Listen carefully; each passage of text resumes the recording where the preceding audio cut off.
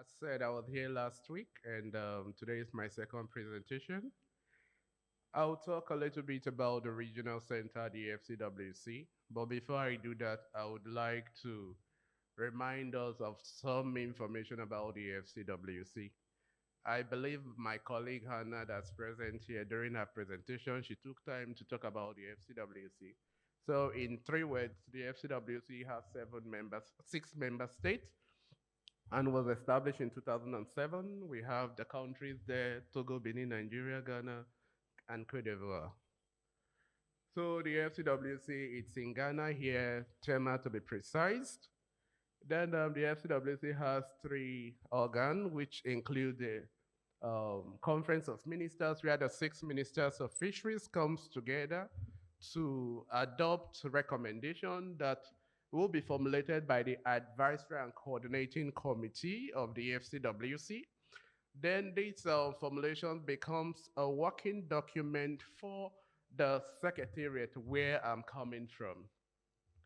And in order for the FCWC to serve the member state effectively, we came up with six area of intervention. And as you could see, the six areas, the second one, which talks about the consolidation and extension of achievements of sub-regional cooperation and the fight against IUU and maritime safety. That is one of the wings where we had to come up with a protocol for the establishment of the regional center. This document was endorsed by the Ministerial Conference in 2019. And afterwards, in 2020, the center was established. So this center was established with the aim of not to take over what the national centers are doing, but rather to complement their effort with oversight functions. And while establishing the center, we looked at the kind of tool that would serve the purpose of monitoring for the FCWC space. And the tools that we consider had some features. We wanted a tool that will be able to integrate systems together since we have the national vessel monitoring systems and now we're establishing the regional one. We would want all of them to share information systems interacting. Then secondly, we look at a system that can serve as a hub of archiving and classification of vessels by flag. So we don't have all the vessels just displaying on the system, but they can be categorized based on their flags. Then the third criteria we looked at was a tool that will be able to secure data that will serve as a database for relevant data that will be shared within the FCWC region. So my next slide will just introduce you to the tool that the regional center is using, which is the Seaside application. Looking at the top, we have the RRAF, that's the Regional Record for Authorized Fishing Vessel. This is one database that would archive all kinds of information and classification from the member countries. Then other than that, we have what we call the Resource Explorer on the tools where you have vessels categorized into their country flags in different folders. So you don't need stress yourself to get particular range of vessels. You just go there to get those vessels. Then we also have the alarm system functions where you can geofence the area and get alert on every new vessel that come into the FCWC space. Then we also have the geographical area where we look at specific EEZ for the member countries, the port where vessels are landing, and so many other functionalities that the system brings. So my next slide will talk about the area of operation that the RMCSC covers. One, we look at the land base, which is the center itself, where we sit down to discuss on activities that will be carried out for the member countries. Then afterwards, one of the area we are keen to look at operation is the port area. So we were able to speak with all member countries to ratify the post-state measures agreement, which is now in force. So due to this, we conduct due diligence for every vessel seeking the port services in the region. Then the next area we are looking at is the EEZ, the activities that happens within the member states water, 50 nautical miles and beyond. So there we are able to spot out activities of interest, and this information goes back to the country for them to act upon. Because today we are looking at MCS and enforcement in the fight against IUU. So we look at the entire areas that we've shown on the screen. Then the high seas. We are also interested in what vessels do at the high seas, if they are complying to international regulations and as well as respecting the national laws. So we look at all forms of the activities, and this is passed on to the country through secured platform, which we call the base camp. Then in terms of systems interaction, what the center was able to do is to integrate the national system. So the specialty of this regional system is that it has the capability of integrating both AIS and VMS data. So for the member states, we gave them access to a national service area for the 6 member countries. Then we have the regional service area. So that's to say whatever information the regional is receiving has to cover the 6 countries. Then for each of the member states, you only have data for your waters. But whenever you need information about another country, you will come back to the regional center. Then we'll go through the established protocol to share whatever information you want with you. And this is so because in terms of system failure, most of the countries, the vessels are integrated directly to the regional center. So if the national system is down in any way, we could still pick a transmission from the vessel, and this information, the member state to get it handy. So at this point, we will look at some of what the center does. So part of the main objective of the center is to serve as a centralized hub where monitoring and enforcement intelligence is produced. We engage support for member countries during the fishing close season. We conduct due diligence and share this with the countries. We build capacity at national and regional level to strengthen the activities of the MCS officers around the region. We implement standard procedures that will help both the regional center and the national center function effectively. Then we are there to support whenever there is maritime activities such as at sea patrols and the relevant exercises that have been ongoing within the Gulf of Guinea.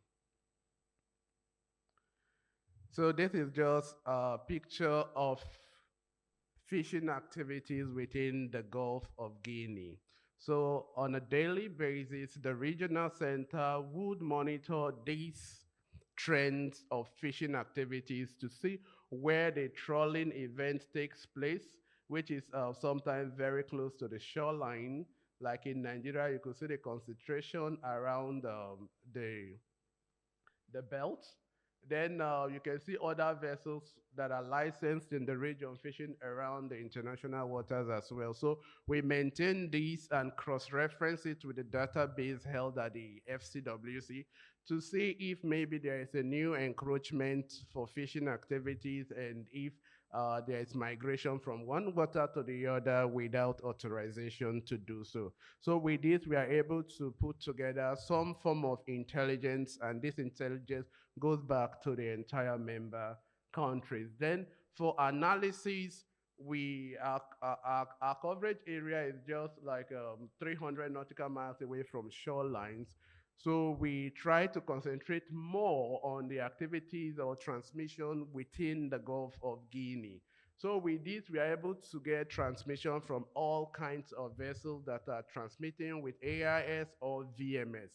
Then on a daily basis, we run cross checks on these vessels to classify those that are of interest. The interesting vessels, they are the fishing vessel and the fishing support vessel.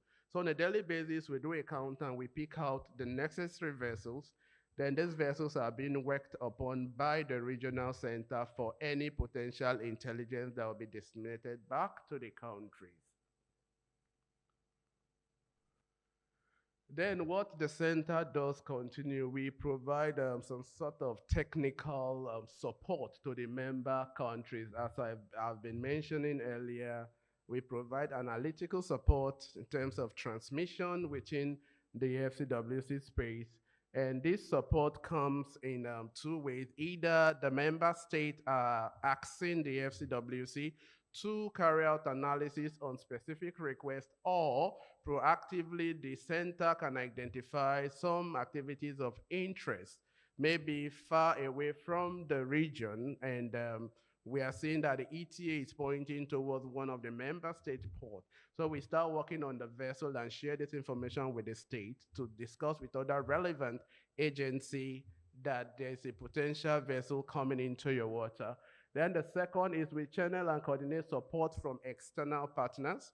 Over the years, the center have been working closely with FCA.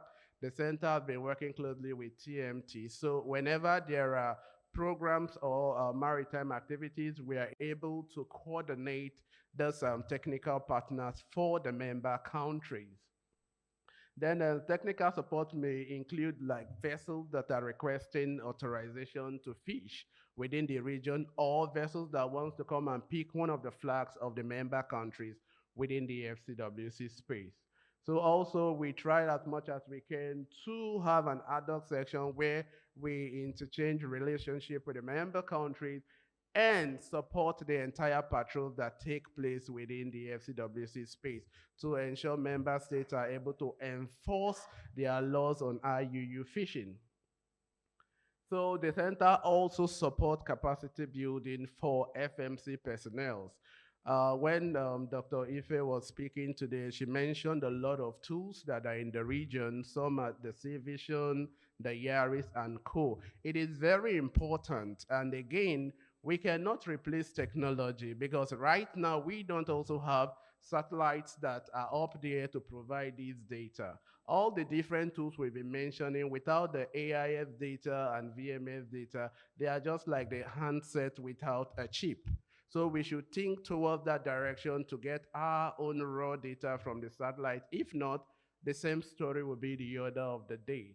Then in terms of capacity building, we have put together a set of SOPs to guide the operations of the regional center.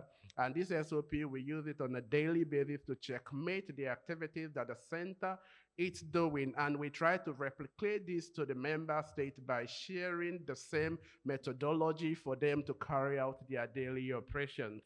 Then in terms of infrastructure capacity, we've been able to share the VMS and AIS data to the member states. Then outside that, we were able to share like screens and computer sets for the member countries. So in a case whereby you don't have most of this infrastructure in place, the regional center has already given you an edge to be able to monitor activities in your waters.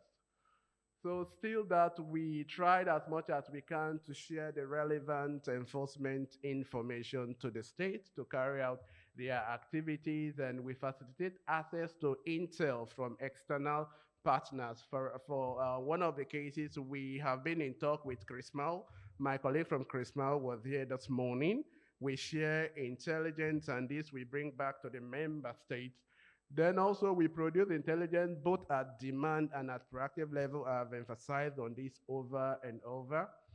Then during biological rest for the member countries, in my first presentation and also that of my colleague, we spoke about this. The FCWC has been pushing seriously for all member states to observe the closing season. For this year, Ghana and Cote d'Ivoire, they all observed it, Togo and Benin as well.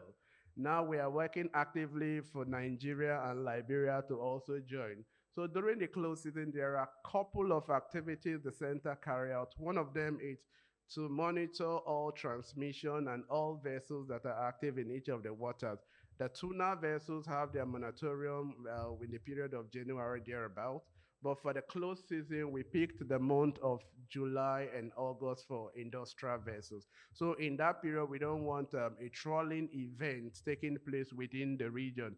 So whenever we get any transmission, we quickly analyzes the movement and share this data to the country as to why that vessel is operating when they are supposed to be anchored at the port area. So this is just data statistics of when they started and how the center has been able to create a buffer zone around all the vessels of interest that shouldn't carry out activities when this close season is observed. So in terms of intelligence output to support the member state in enforcing their laws, the center has been able to produce various level of fisheries intelligence report. And this report is circulated through the regional base camp where only authorized persons have access to this information. So we also have the hot report when we spot an urgent activity that wouldn't require time to go over it. We just share it with the country and they are able to act on it. Then the second again is collaboration. We try to maintain collaboration with external partners and so on. We are able to support patrols and evaluate IUU risks during at-sea operation. So we just looked at one way forward is to deepen relationship with other centers such as the MMCC, the CRISPAL, and the SADC system. Just by way of conclusion, we really need to work together, cooperate with the member state and outside body to be able to fight IUU in the FCWC space. Thank you very much.